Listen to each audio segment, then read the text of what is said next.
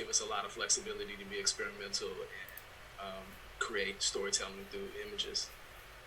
So I'm gonna share my screen now. And Bradford, do you want us to ask questions as you go along, or do you want us to hold to the end? No, you can ask questions as you go along. All right, It's cool. saying that only you can share. Mm. Maybe you can. That's a weird default setting. I gotta fix that. 1 second. Okay, cool. Take me 2 seconds. All That's right, all good. you should have it. Okay, cool, man. So great. So for me, just imagine, this is like I'm literally using uh, spirituality, uh, creation, the birth of a planet, the birth of protozoa, germs, cells, things that are catalysts for living organisms. I'm using that as like a journey into telling what I think is like at the end of the day, which I believe is that young people at the end of the day are going to take over the current narrative, and they have to take us to the next realm, whether it be on this planet or another spiritual realm, another spiritual spatial reality. So a lot of what you're seeing is not just me sort of flexing on images I like, but it's also tied closely to my own belief system in terms of what I believe is important in terms of my own creation story, whether it be my creation story as a human being or as a Homo sapien walking the planet, and my own creation story as a image maker. So I'm using some very cliche terms, the beginning as alpha, but this is just sort of like, this is an image from 2001, and no, this is from Tree of Life. And I just thought it was just like a very interesting image to start off, very simple, but also kind of draw some of the parallels of the world that we live in and the things that inhabit the planet that we live in, and also it's sort of like similar narrative in terms of the things that inhabit our body. So I'm always looking for those interesting juxtapositions between the textural quality of the earth from a certain perspective, whether it be hovering over a rainforest or hovering over a desert or hovering over a city, and how there are a lot of sort of formal parallels to the way our bodies are composed inside and outside. So I'm always looking for really interesting visual sort of storytelling between the things that happen naturally in the world and the things that sort of happen out of man's desire to humanity's desire to sort of expand their own knowledge, their own spiritual belief systems, and sort of continue to advance their own sort of industrialized notions of who they are. This is another frame. This is a frame from Tree of Life. And actually, let me do this too. I want to play this one for you. So when you look at this, when you look at it for what it's worth, it looks very interstellar, right? It looks very extraterrestrial, and it seems like it's a reflection of another dimension, another spatial dimension, a place we haven't been before, or maybe it's in the Milky Way, maybe it's within our own galaxy. But when I see this image, it speaks to me on that level. Even if it was even out of context in terms of the movie that it was used, I see something organic, I see something natural, I see abstract shapes and colors and textures trying to communicate something. And in film, we have the ability to use a lot of things in order to express these ideas, right? We could use existing footage of galaxies far away or things that exist in our own galaxy to sort of express that, or we can use materials, whether it be oil and water, or paint and water, or coffee and water, or milk and water, or soil, or whatever it may be, ice, time-lapse ice. All these things can communicate whatever they need you to communicate when we use them, but based on our own constraints and kind of based on our ability as image makers to use multiple layers, multiple levels of material to express ideas, I think that it's our duty to challenge ourselves to not just stick to what's seen by the human eye without being manipulated by the filmmaker or the image maker. I believe that we should interpret those things that we see with our human eye, interpret those things with materials that we have in front of us. So where you see it in Tree of Life, and then this is shot deck here.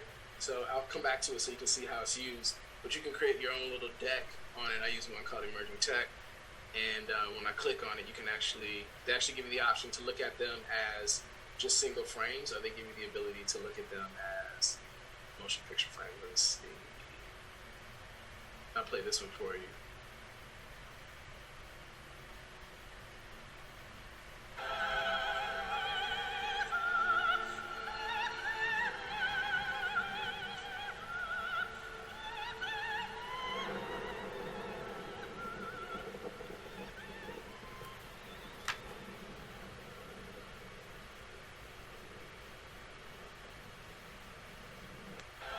It's that last few seconds that really sort of speak to me in terms of like the material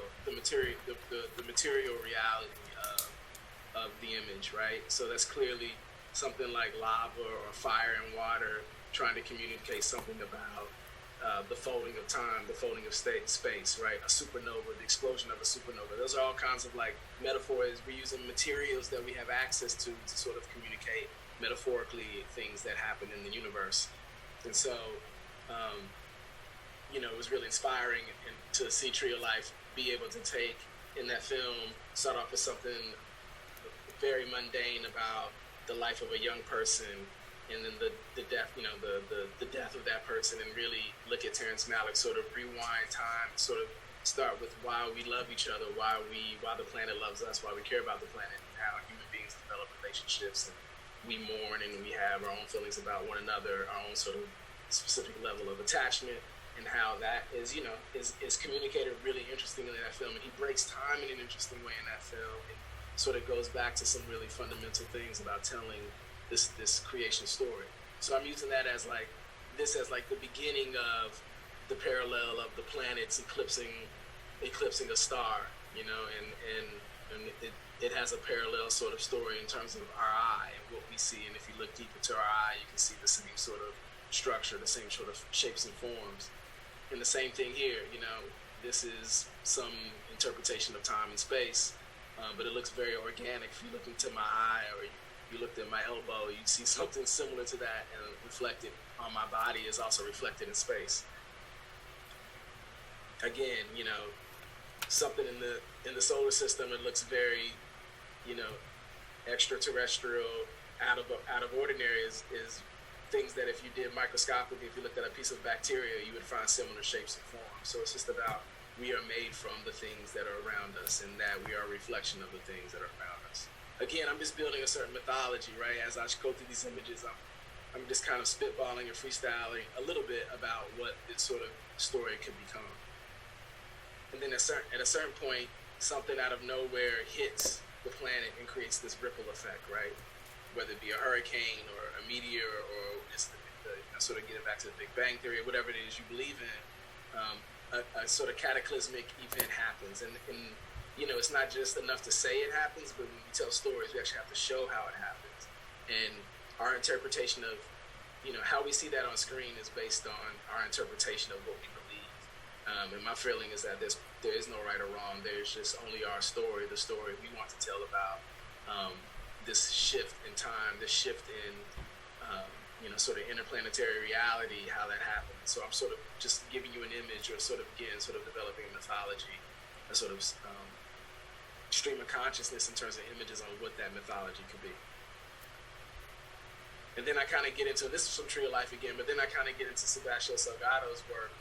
And I don't know if you're familiar with him, but he's from Brazil. He was originally an economist. His travels around the world during the 1960s, when Brazil was in the middle of a big social change, social revolution. He and his wife had to go into exile in France. And as he traveled across the world as an economist, studying the sort of emerging or collapsing economies in the third world, as sort of a revolutionary thinker, he would carry a camera with him on his travels. So he would go to places in Asia, go to places in Africa, and he found himself photographing places he went. And he dropped his career, his life as an economist, and he basically became one of the most important photographers of our time. And he started off shooting conflicts all over the world. So, similar to James Nachtwey, he was in Chechnya, he was in Ethiopia, he was in the Balkans. He's been all over the world shooting conflict, famine, and mainly focusing on how economics, how man-made issues affect the sort of trajectory of humanity. So we look at famine as like a man-made phenomenon. It's not a natural phenomenon. It's when you deprive people of resources. That's how famine happens. So he's using his discipline as an economist to sort of be the story behind the photographs that he's taking.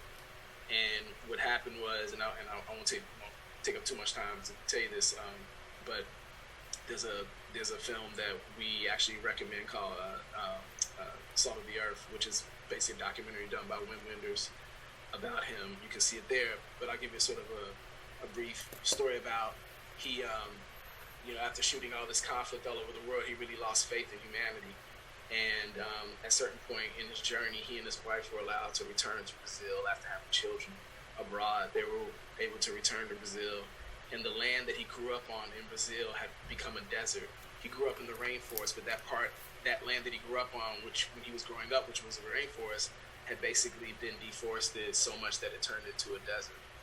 And so he and his wife began a journey, started an organization where they replanted, they reforested that land that he grew up on, and he stopped shooting human beings, and now he only shoots plants and animals. So this is one of his,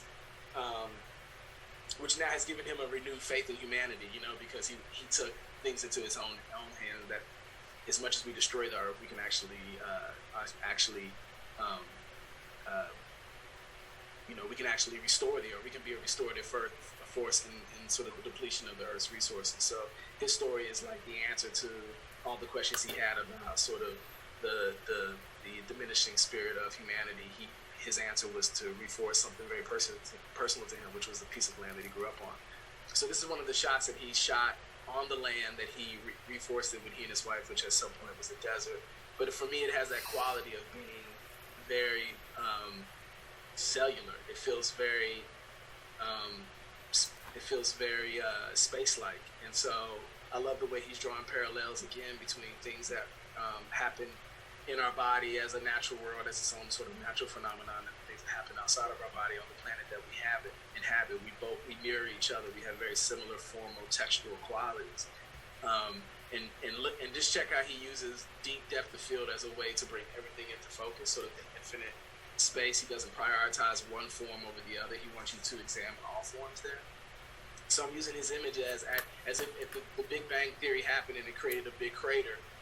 What came out of that crater was a certain reaction with gases and things, as we know, and that created water, and that created greenery, which is sort of the catalyst for the beginning of life. And that greenery and that water and all of the things that happened with friction and heat created fire, and that fire created a certain catalyst in the bacteria that created mankind, that created human beings. And this again is going back to that parallel between forms, where something happening in space mirrors a lot of the sort of formal textual qualities of things that would happen on our body. Again, I like this because it just felt like we're looking microscopically into the human eye, after all these sort of things happen on the planet.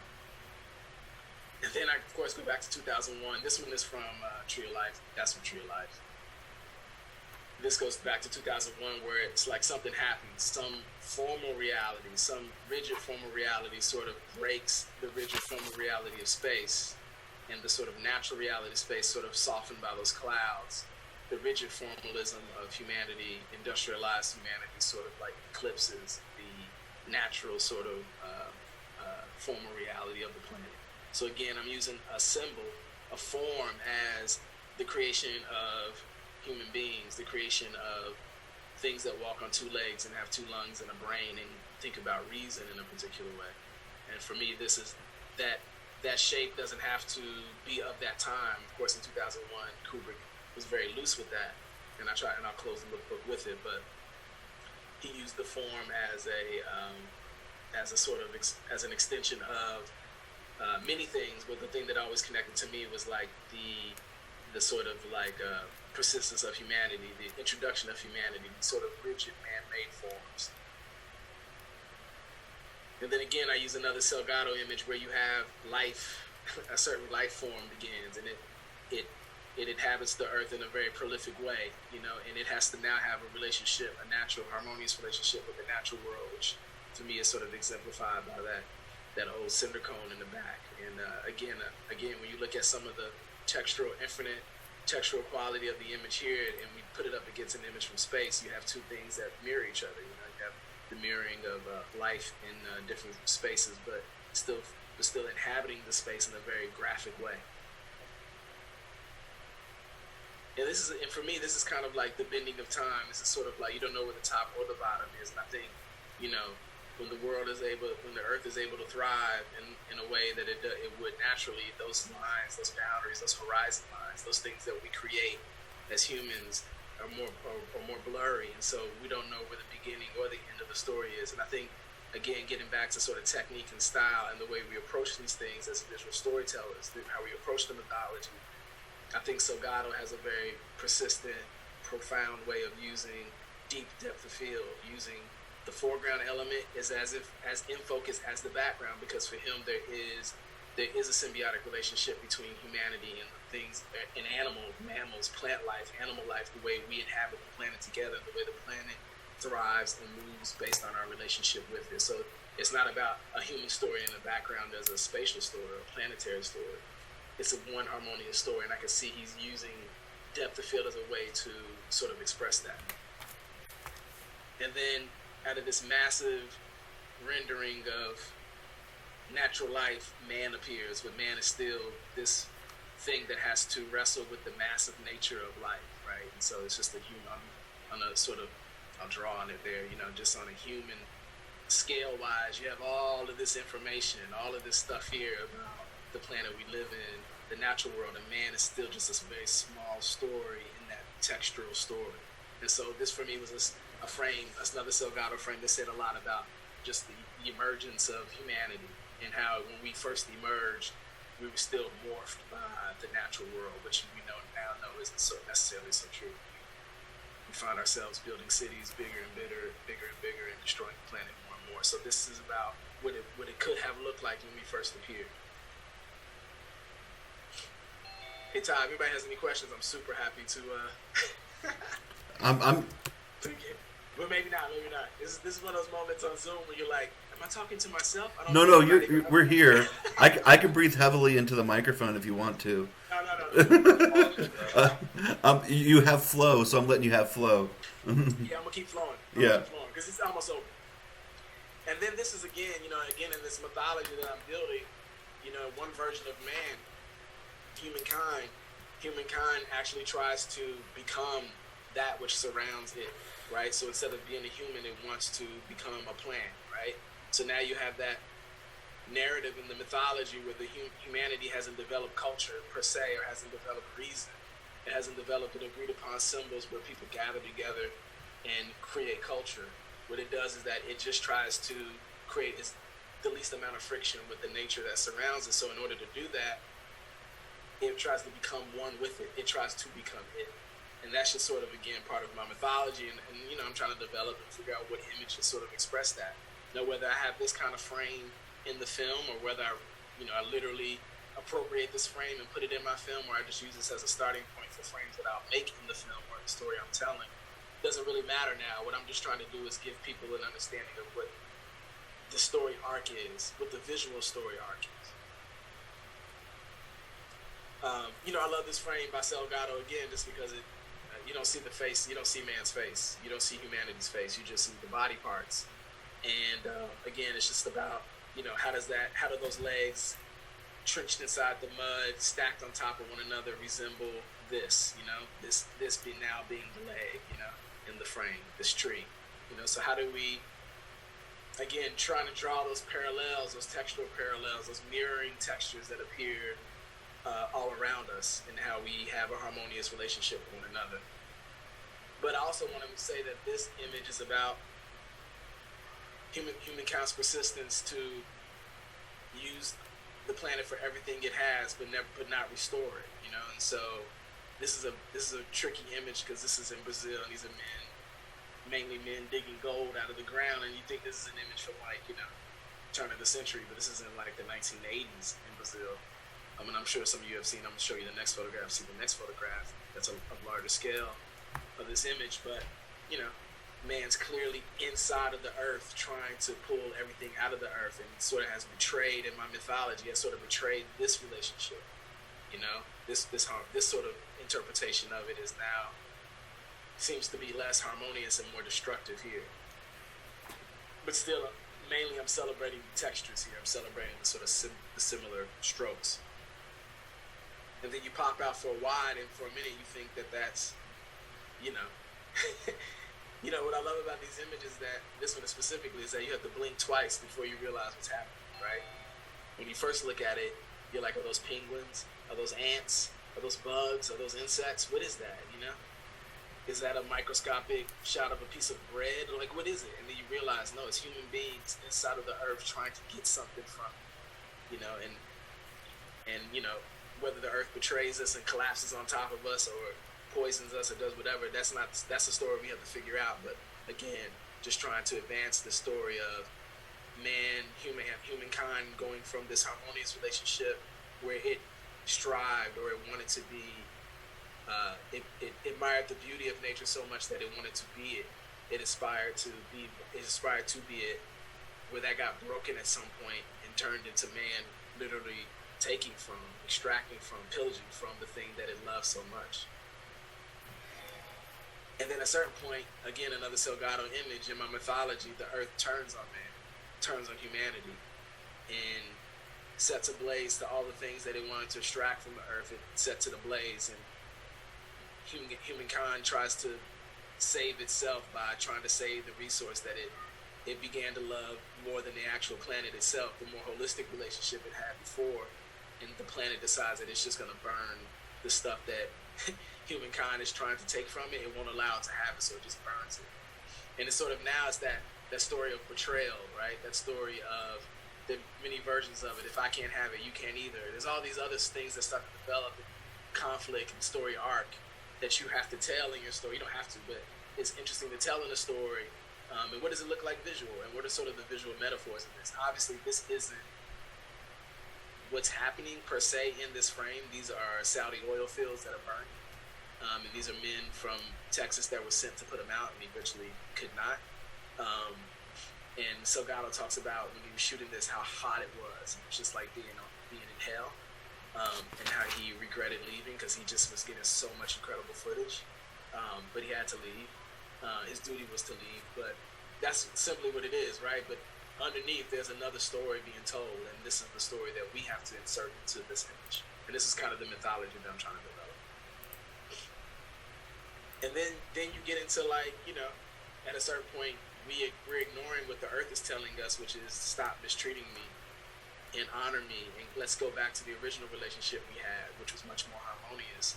We begin to ignore that, and we start to treat one another like we're individual planets that we can just take and use as we please. And so this image for me is more about how we try to industrialize our spirit, how we try to break one another's spirit. We try to break one another's spirit as individual human beings because we realize we can't break the spirit of the planet. So then what we do is that we just turn on one another. There's a very interesting Somalian writer called Nuruddin Farah, and he has a book called Sour Milk, which is probably his like seminal novel, but it's really looking at the power dynamics in like small villages all over the world, power dynamics of people who don't have much resource.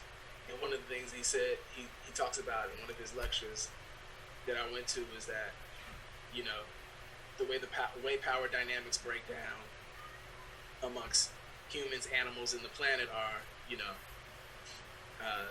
the children abuse, you know, the adults abuse the children, and because the children don't have anything else to abuse, they abuse the animals. And so his theory is that, you know, living all over the world, and especially living where he came from, is that he watched how people who are stripped of power go to the next thing that they consider underneath them and strip that power from them. And so I'm using this as a metaphor of that. You know, it's once we realized we couldn't control the planet, we just turned on one another and started incarcerating one another's spirit. And after you get, and then the ultimate gesture of that, this is a shot by James Nakway. Once you get to this is also a Salgado image. Then it's ultimate death, right? Then we we've stripped the earth of everything, and the only way we can return back to it is to become it. And this image just seems like the burqa here is doing something very graphic and beautiful and interesting in the shot, but it's also kind of, you don't know if the person underneath the burqa is half buried or half the size, or the planet is taking the person back in. It's hard to tell because you can't see the rest of the form, but these are sort of, again, some of the things you can do with angularity, lighting, depth of field, textural quality to sort of hide what's really happening is that person is kneeling at the headstone, but the way where the camera is and the way it's using, or the way it's wrapping around the body or presenting the body, presents a lot of questions about what's happening in the frame. And you can do that, in the story that you're telling by putting the camera in certain places, using light or texture as your tool. You can sort of, again, build metaphor or tell stories, or sort of extend your mythology by drawing up questions, right? Optical questions. The audience has asked a lot of questions about what's happening in the frame because you've hidden certain things in order to extend certain particular ideas. And then it goes back to what I said before. At a certain point, somebody one of us, something in the human family has to, and I'm actually, funny enough, I'm gonna do this. Oh, no, there. Well, just ignore the fact that you see them standing on the tip of a cannon. Just imagine it's only about the feet, right? So if you just take your hand and you cover the screen and you don't see the cannon, but you still see their feet, it looks like somebody's flying. Obviously, you look at the shadow, you can sell this out too. But I'm using this image as like a metaphor for like the next part of the narrative is that all the adults betrayed the planet and they're being punished. There's some mythology behind that. Some spiritual karma, dilemma we must deal with that. And the kids who are so connected to the higher being, the natural world, the spirit world, the God world, they're the blessed ones, and they end up flying. They end up taking the baton and they fly, and they take off for the ground. And the adults are watching, wondering why these kids are rebelling, or why they're not listening to the sort of earthly idea that we must stay in our place and never be optimistic, or never dream of anything other than just working and being industrialized. The kids grab the baton and they take off. Literally, they fly, right?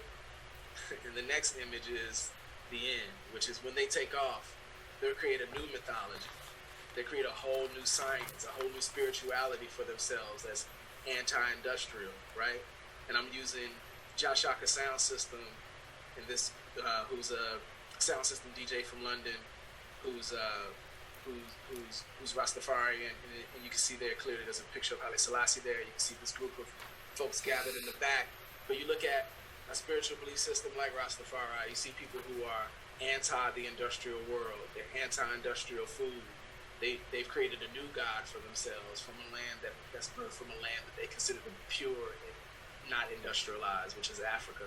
And so I'm using this image as a metaphor to talk about the new mythology, the creation of the new idea that's all about love and is anti-hate, and it could maybe turn the planet into the next iteration of what we want it to be.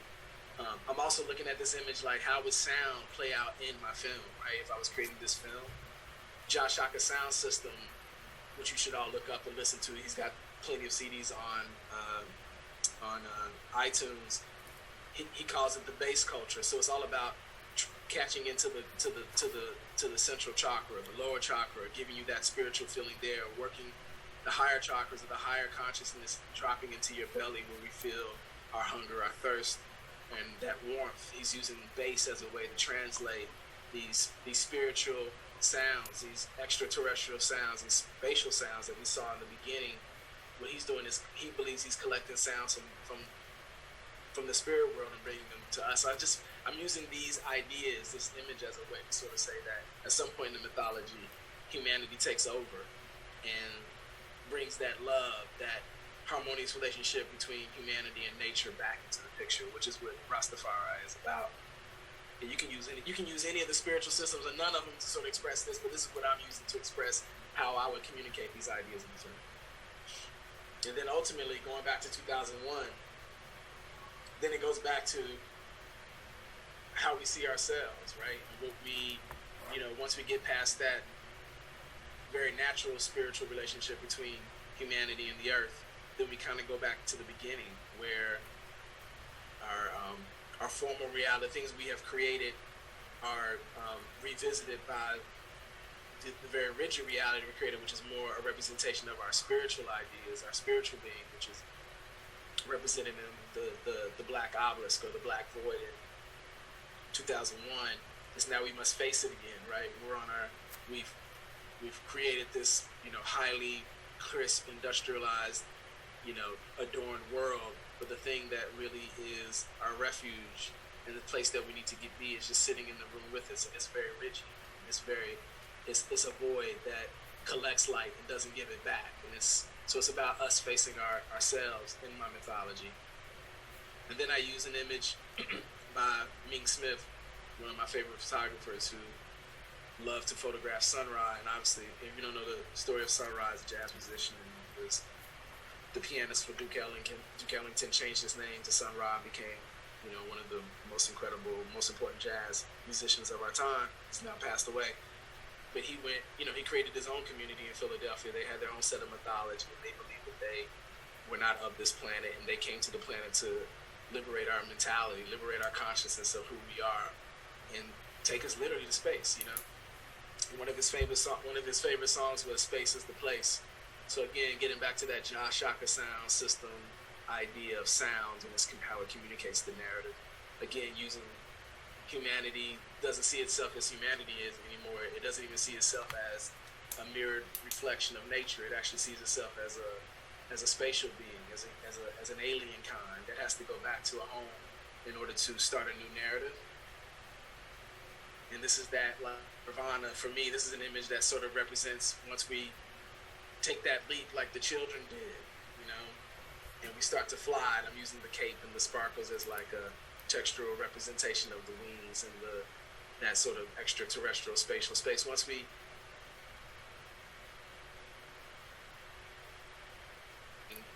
I'm using 2001 as like it's that last gasp of air, that last breath before we turn back into matter, and then that matter would be bits of light, similar to what we saw earlier in our first images from Tree of Life. We return back, but this time, because we've collected all types of layers of knowledge, we're less soft. Our form is more rigid and has more angularity to it because of all the knowledge we've gathered in our experience on the planet. And now as we travel off into the next universe to create a new reality for ourselves, this would be like the last shot of the film.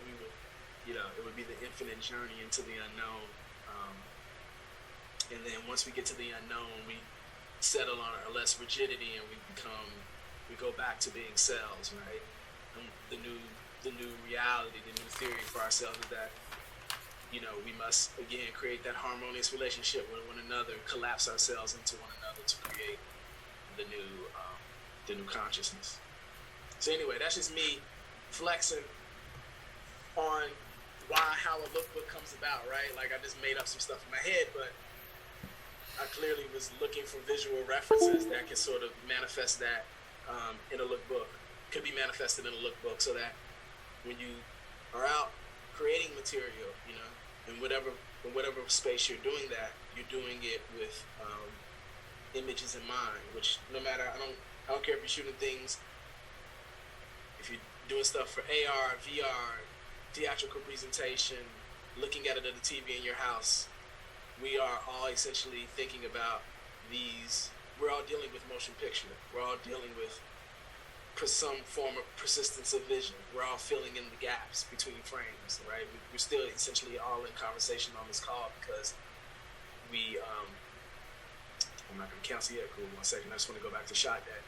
But we all are moved by the perception of motion in the human story, or the perception of motion in whatever story that we're telling. So we still have to be purveyors of motion picture, purveyors of persistence of vision. So we still have to be I still have to be very image conscious, and I want to make sure every image that I am creating is an extension of that story, that mythology, that story that I've developed, that has to have a strong visual component so that people can see and understand what it is I'm trying to create. And just one last note, I'll just show you shot deck. Write it down. It's a great tool because you can, you can go into things like genre, and it just breaks it down into everything.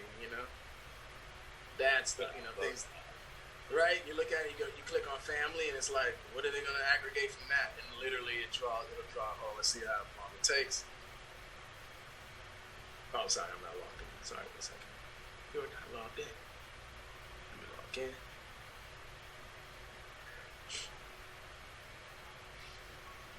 And then you can go through search tools, right? Films, directors, whatever. I would just browse shots. And then when you create your deck, you can go into genre again. You can go into family. And then when you go in, it'll start to pop off. Just give it a couple seconds.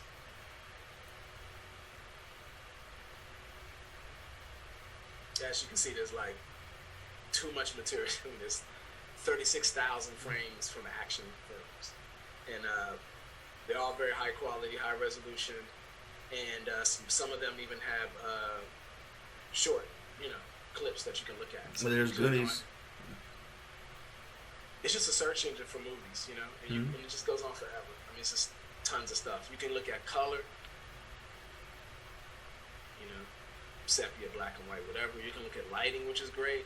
Soft light, hard light, high con, backlight, edge light, whatever. You can look through frame size. It just tells you every lens size, wide angle, long, fisheye, whatever, And then when you want to create a new deck, you just hit new, and you'll be able to create a deck. You can call it whatever you want. And then from there, what you can do is, once you created it, you can then click on the picture, and then on the bottom, it'll tell you, right, you can see up here, there's top right-hand corner, they're giving you there's a clip from E.T., and then there's a magnifying glass. That magnifying glass will then open up a separate window where it download the frame, right? So you get your high res, slightly high res quality frame there, and then you can go back, and then when you want to add it, you can hit the plus. It'll drop down a menu. You can put it in test, and it'll go into your test deck. Now just update it with one, and then you can also have view shot details, and it'll tell you everything from the film, the director, the editor, production designer. Yeah, you can just look at, and you can listen. Films you've never seen, films you've seen, stuff is all in here. So it's just a good tool, and you can treat it as motion picture frames, or you can just treat it as like a lot of these. I don't even care what movie it's coming from. If I just need something for lighting, and I just can't describe it, I go here so I can just show it to the director.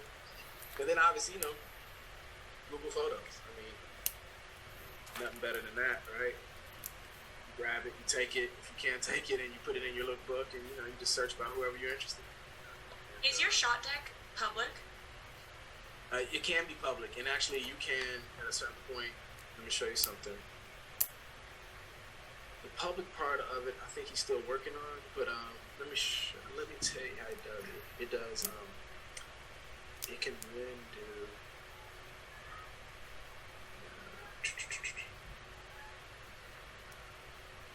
I always forget how to do this. 1 second.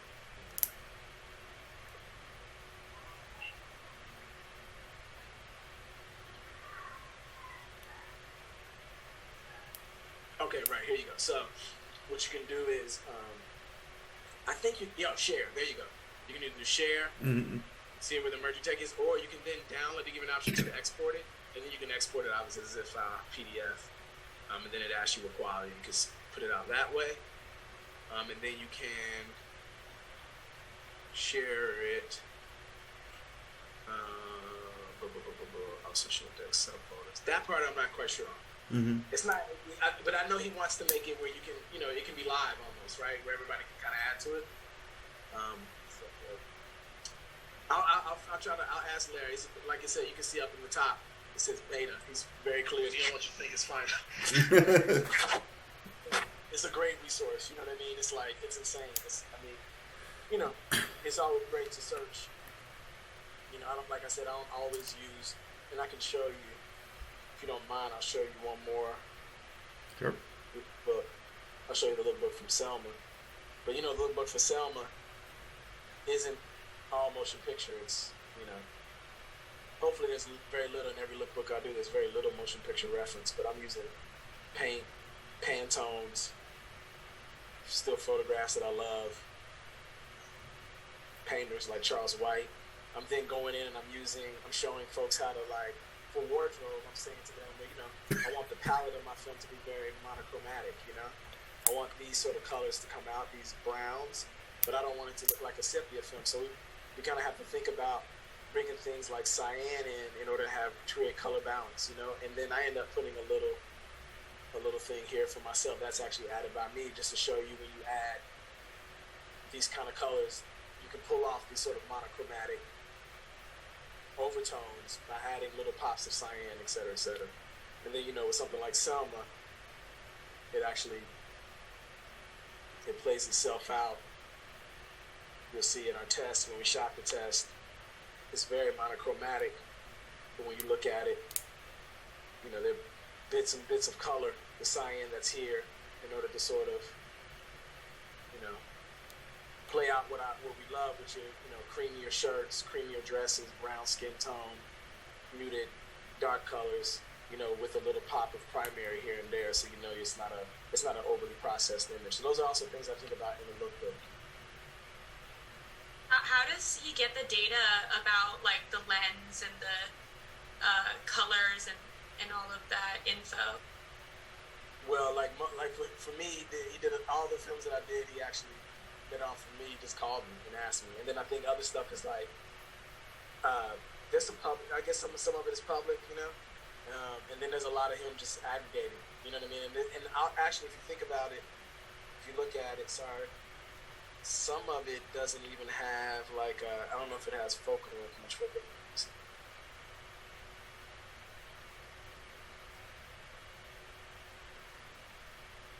So here we go. Like, it doesn't even have the lens focal length per se. It just says wide, extreme wide, lens, long lens, wide. It's very ambiguous. So some of that is not, it's a lens size, but it's not telling you much. It's not giving you the numbers. But, the fact that it's like a Zeiss Master Prime or Ultra Prime, that's stuff you get off IMDb. Or if you know the filmmaker, just ask. So I think he's doing a bit of both. So when you... Go ahead. I was gonna say, like, cameras, a lot of the newer cameras, the newer lenses, like, record, right? But, like, I don't think that data's public. Yeah, like, some of that meta is not yeah, I mean, it would be hard for him to get that. But, yeah. I mean, I think he's trying his hardest to be as detailed as possible without, with all the information that he has access to. So Bradford, when you're working on a project and you decide to come up with a lookbook, is it first of all, who do you share the lookbook with? Is it is it for yourself? Is it for the entire camera department? Is it something that's just a one-on-one conversation with the director? How does it live in the world once you come up with a lookbook? Well, it's one of those things that I need to get done before we actually go into principal photography. And part of that is so I can share it with wardrobe, costume designers, hair and makeup, visual effects, and mainly the director, production designer, obviously, so that everybody kind of understands where we are headed, color-wise, texture-wise, palette-wise. Mm-hmm. I mean, production designers have their own palette, but then obviously, in terms of the color of light I use, that's going to matter in terms of the colors that they choose for walls, etc. So all those conversations need to be worked out before the first day we get on set. So I try to make sure that I'm doing this. I read the script a couple of times, then I decide if I want to do the film, and then once I decide if I want to do the film, then I stop just doing it as a reader or a lover of literature, and I turn into the cinematographer, and then I start to think about all the little things that come to me spiritually as I just read the words on the page, And then it becomes mechanical. Then it becomes more mechanical where I actually have to think about what tools I'm going to bring to the table in order to achieve certain shots or achieve certain effects. But I always have a lookbook playing in the background because for me it's the one thing that keeps me honest. It keeps me honest in the sense that it was the one thing that was created when I wasn't thinking about it as a cinematographer per se. It's that, like, I got one foot in one world, another foot in the other, and before I totally dive in as a cinematographer. You know, I need to create something more spiritual so that I can keep the spirit alive, the sort of raw spirit of what came to me initially when I read the script. You know? So, do you ever feel like you stray from that? You know, if the project is over like a longer period or something. Well, it's weird. It's funny that you asked that because it's like I can show you examples. Like I keep it pretty close, right? So For sure. Yeah. you know what I mean. You look at something like this image shot by Gordon Parks, right? And then you look at, you know, where the test is going. It's there. You know what I mean? Like I'm staying pretty close. Okay. Sure. Yeah. I can also show you a Most Violent Year.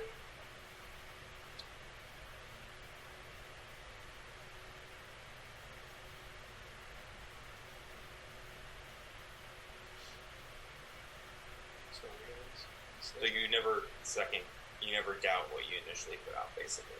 Nah, I always doubt it. Yeah, I'm always doubting it. But, you know. For sure. You know, sometimes... That's why it keeps him honest. Yeah, you gotta wrestle. You know what I mean? You gotta wrestle. And so... I totally know what you mean, yeah. There are a lot of battles. You have to pick your battles, and a lot of things that are happening when you're shooting that you just gotta choose which ones you're gonna fight. And sometimes I'm like, well, I'm clear on how this film's supposed to look.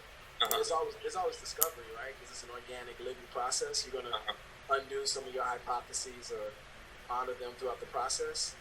But so I want to always leave room to change and be inspired and influenced by what's happening.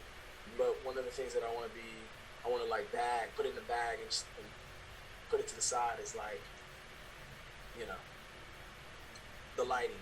You know what I mean? Like it's going to be a single source film, right? So you see that, and then you go here, and it's there. You know what I mean? Or consistent. Yeah. Like the you know, you take a Jamel Shabazz photograph, and then you go into the creamy nature of that versus that one. You know, Right. Or you know, something very dramatic and that plays on many levels, class, etc., will also play itself out. Like for instance, the reference for that was like that. You know. And then when I got into the testing phase, it was literally just I think I put it in here. Let me see. I took it out. But yeah, I stayed. You know, things. There they go, right here. That's just from the screen test. You know, right. So it's kind of different. You know what I mean? It's less raw. It's less manicured. It's more raw in the test. But it starts from those two. You know, that tone, or that tone and that tone. You know. Yeah. And then from there, it starts to just kind of like.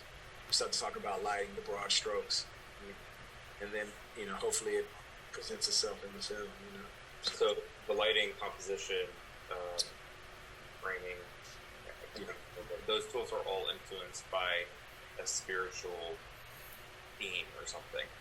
It just comes from a less, you know, when you first pull in these images, you're not. Other things aren't in the way because I'm usually doing them in isolation, and I haven't met the rest of the crew, and so I don't know what other people are thinking, and then you know they ultimately change a little bit once you see what folks are doing. But it's always interesting about films is that once you get in the process, you realize how much people are on the same page. You know. Yeah. Thank you. You know, you're welcome.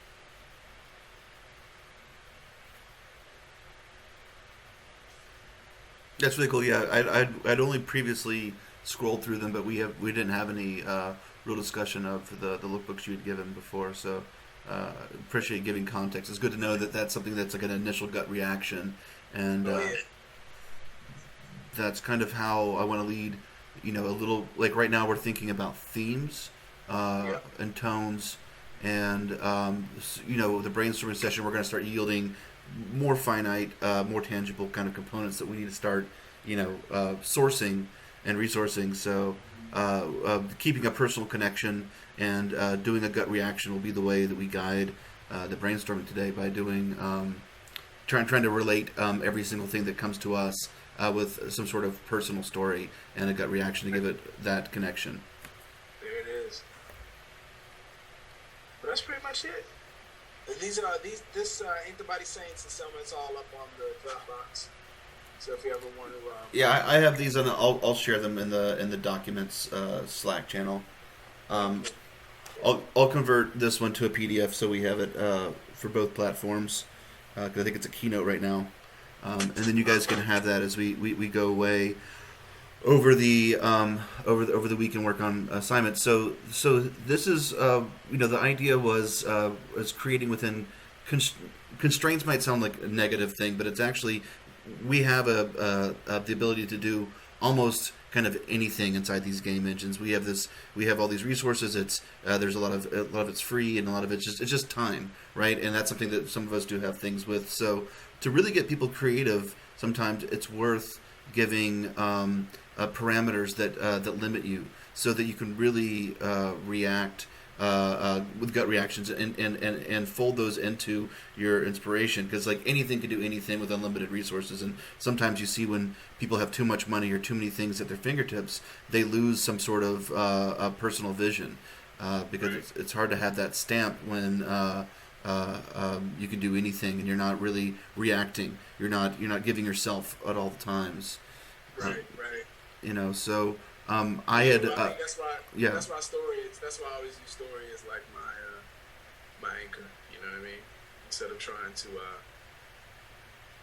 because you have access, you can always ask a visual effects artist, if you're caught, maybe not if you're cost conscious, but you can always ask them to do something, composite, do this, do that, but sometimes you got to go back to the story and say, is it worth it? You know what I mean? Is that making the story better? You know what I mean? So those are always, for me, those are like constraints when it seems like the resources are limitless, and then the lookbook is a constraint.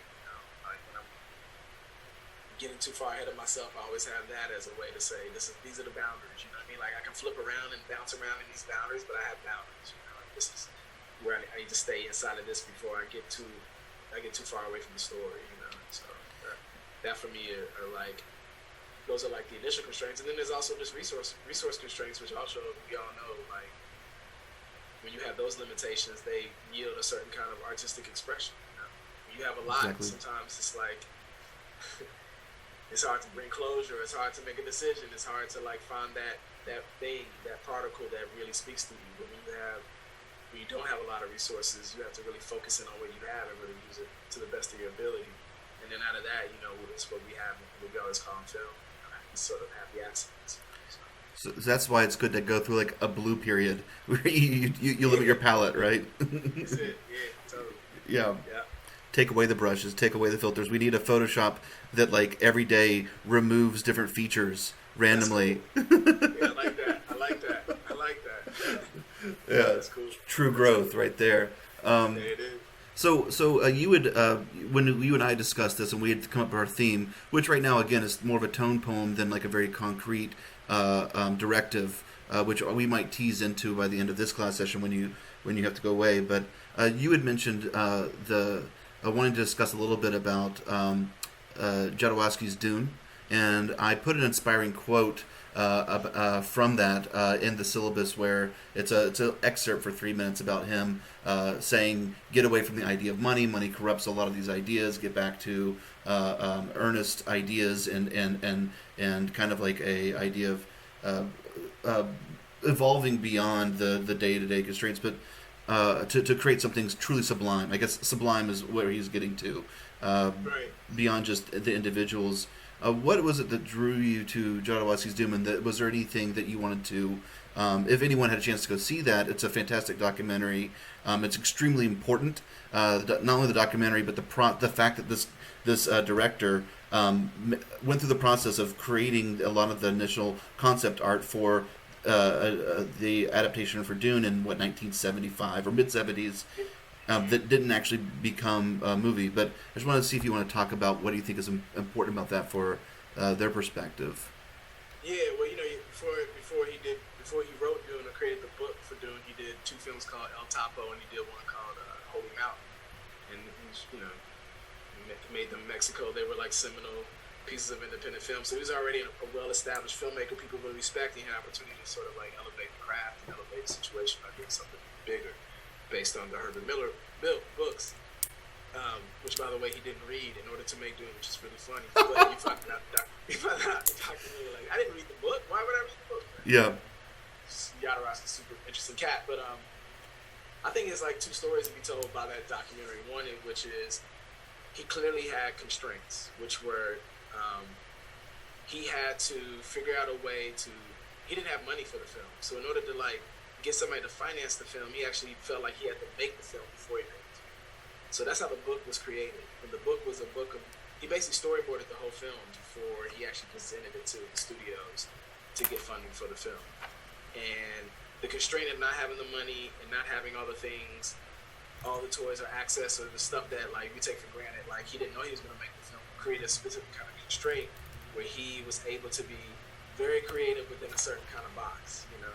And what that did was create a certain level of what people had interpreted as no constraints, which is it looked so big and so massive by the time he had presented it, right? So I'm not gonna give it. If you haven't seen the doc, I won't tell you what happened. But by the time he had casted the film, the folks he had casted, which you'll see is insane, who were already signed on to do the film.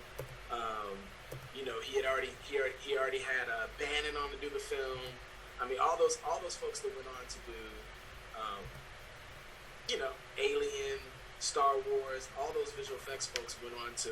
They all started with Jodorowsky, and so you know, what started out as very very specific constraints. You know, you don't have the money to make the film. You can't go out and shoot tests. You don't have any of that because there's no money.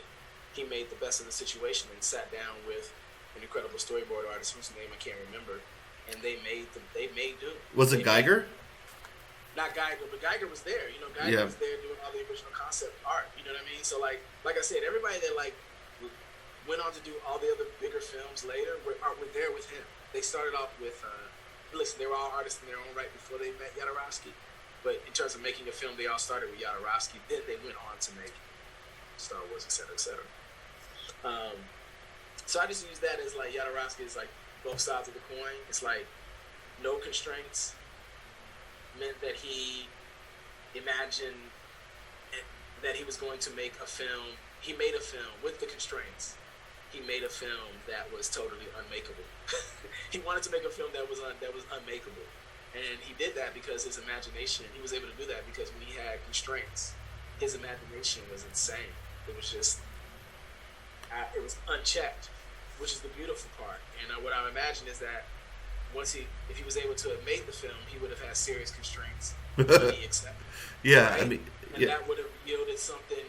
That would have yielded a different interpretation of what he created in that book, right? Because it's like, you know, what you just asked about my lookbook. It's like my lookbook is a dream, but by the time you get to the set, there are other things that happen. So, you know, some of those things don't manifest themselves in totality because you have constraints. And so, Jodorowsky's for me is like, it's the prequel. It's the prequel. It's like the prequel to the movie. You know what I mean? It's like, it's the prequel to the constraints. It's when you're so free that, in a sense that you don't have anybody checking you, but you don't have the money to make it, so you just imagine so big.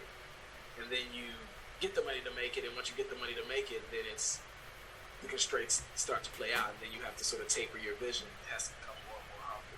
So I just think it really spells out the process in a really, you know, three-dimensional, holistic way. You get to see the whole journey. You get to see the journey without the movie, which is sort of like, wow, you know, it's kind of upsetting, you know. What I think is interesting, though, it's like, you know, with, you know, he Jodorowsky working with this storyboard artist, these concept artists, and his prolific use of LSD are kind of like us and our game engine, is that he's made a virtual production. The movie didn't exist, but the story's there, and it exists. Right. Yeah. So that was his virtual production, was just storyboarding. He was using the tools, and he made the movie for all intents and purposes. I don't know if you know, you saw the shot. I'll try to find this like a quick shot. Oh, it's just right there. You just had it. We had the book. Yeah. Yeah, I'm just trying to get there. There it is. Look at that book. Look at that book. That's the movie. That's the movie. And it's great because at the top, Nicholas Refn says, you know, I was at Jodorowsky's house. And he says, I was at Jodorowsky's house in the movie and in the trailer. And Jodorowsky turns to me and says, do you want to see Dune? like the book, you know what I mean? And he says, you know, he looks at him like, Dune, the David Lynch Dune? No, I don't want to see that. And he's like, no, the Dune I made. He's like, the dude you made, and then that's how it starts. He took him to this room and gave him this book, and it was like he went back for 10 days, got this whole story about the film that got made that was never made. You know? So he got together these amazing people and basically brainstormed enough content that was then all these people, when they went off to next movies, there's direct references to, or direct influence to Star Wars, to Alien, to Blade Runner, even Indiana Jones. There's it was an incredibly fertile creative process that through not being able to make it into this one movie and being limited by what a budget was, it actually ended up inspiring 10 movies that then went on to inspire all of modern cinema. So it's a really, really incredible documentary. Yeah, that's incredible. And so anyway, I recommend giving that. And then the other movie that I had referenced for everyone to see, and I'd given a version to see in full length, was the movie The Five Obstructions, which is a Lars von Trier documentary. I think it got Best Foreign Film for the Year Oscar when it came out. But if anyone had a chance to see that one, I could throw up the trailer. But it's a documentary. Let's see, Five Obstructions. And have you seen this one, Bradford? Oh yeah, when it first came out. So I recommend it to students all the time because this is very much about creating within constraints. So basically, Lars von Trier is a filmmaker. Really burst onto the scene in the '90s. Had some great cinema verite things. Did the Dogma '95, like kind of handheld film movie, film movement. And then went on to do a lot of. He's still very, very active. I haven't watched as much of his newer stuff because it's very upsetting to watch. But he's a really amazing filmmaker, and he's Danish. And he basically was his idol. His inspiration was this director, Danish film director named Jørgen Leth. And Jørgen Leth made an experimental film in the 1966 called The Perfect Human. And had gone into retirement because he didn't. There's various reasons why he went into retirement, but basically he thought he wasn't creative anymore, and he thought that he couldn't top what he'd already done, and which is this movie right here, The Perfect Human. And so what Lars von Trier did in this documentary is he challenged Leth to remake this movie right here at 5 different times. I think it was 5 different times.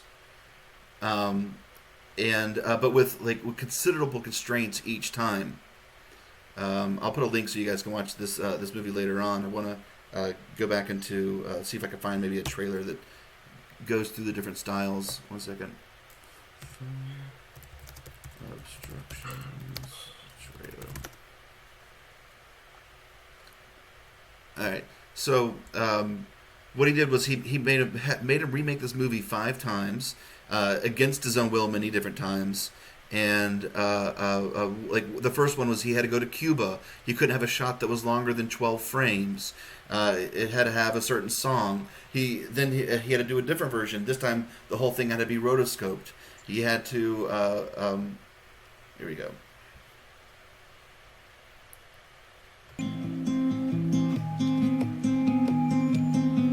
There's Lars.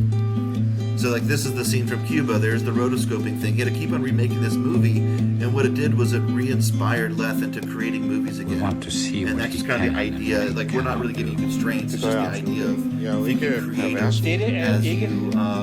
you think about themes and the fact that we're trying to make something cohesive as a unit and contributing towards a single work, which thankfully we have guidance from Is he perfect the lookbook and from any brainstorm we do kind of today. And ultimately, it's a very, very beautiful and poignant movie. And it's a kind of just a love poem to Leth, which is very, it's really heartfelt. Jeg bliver nødt til at straffe dig på en eller anden måde. Oddly heartfelt for somebody like Lars von Trier. Anyways, but the full length, I gave you guys a link to, so you can definitely watch if you want to. Stop share. So, Bradford, I'm sure you got to go now. Yeah. Thank you, though, y'all. Yeah. I'll see you next week. Yeah. Yep. See you next week. Okay. All right. Thank you. Later. Thank y'all. Bye. Later. Appreciate it. Ciao. Have a Thanks. great weekend. Yeah, you're welcome. Thank you. Thank you. Yeah. Bye. So the idea from here is I took a bunch of notes, and we're gonna do some kind of like word brainstorming exercises that are done in acting circles or improvisational circles. And initially, I'd hope to bring in some actors for this component, but I think it's great if it's just all of us. And it's really about no one's trying to outdo anyone else. It's just being honest and having a first gut reaction as we go around the room and kind of I'm going to give you some prompts, and I want everyone to participate. So those who are muted and have walked away from the computers will be called out pretty soon, because I'll be calling on everyone from the class to participate, not as a punishment, because I just want to hear from you, and I want to hear all your voices, and want everyone to contribute. So give me what I'm going to do is let's take like a 5-minute break. You can text your friends to make sure that they come back to the computer. I'm going to send you a few links to some documents we're going to use. And I made a week 10 Slack channel. 1 second. I made a week 10. Add week 10. I'm going to put some links. I'm going to do a thing called Miro, which is like a bulletin board app that I've made us a channel for. So we're going to use this. You're going to have to sign up for the service. I signed up with it with my NYU, and I had unlimited bulletin boards I can use. So that's in week 10. And then I have a Excel spreadsheet that I'm also going to put at week 10. And this is just basically a spreadsheet that has each of our names, so we can facilitate, instead of being in some sort of like linear progression around a tabletop and going from the person next to the person next to the person, we'll just resort the names and go from row to row to row and let people speak out when it's their turn sequentially. So let me put that also in Slack. So go ahead and sign up for that. I think you might need to get or sign up for the Miro. And then we'll come back in 5 minutes. I'm going to make some tea. And maybe at 4:30, we'll start brainstorming for 30 minutes. And then around 5, we're going to get into technical demos for the day. Does that sound cool? Yeah. All right. Cool. Just let me know if there's any a problem. And you should be able to join into the Miro pretty quickly. I'm just going to make tea. I'll be right back. Oh, and I recorded Bradford's whole presentation. So you'll have that as well. In fact, I just remembered I need to stop that recording. Oh my god, that's great. Thank you. Yeah, of course. I got a lot out of that. That was a really. I took a ton of notes. That was so good. Yeah. Just yeah. Thank you. Tom, Yes? I don't have access to the Google Doc. Okay, it should be a NYU thing. Yeah. Okay, 1 second. I'm having problems with my VR persona is taking over my...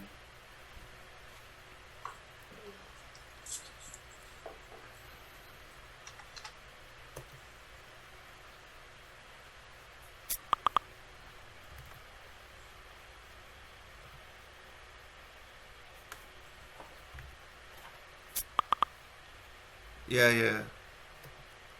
We got exit full screen. And I cannot access Miro. Yeah, guys. I'll get it. Just 1 second. I'm having problems with my screen. Got too many things going.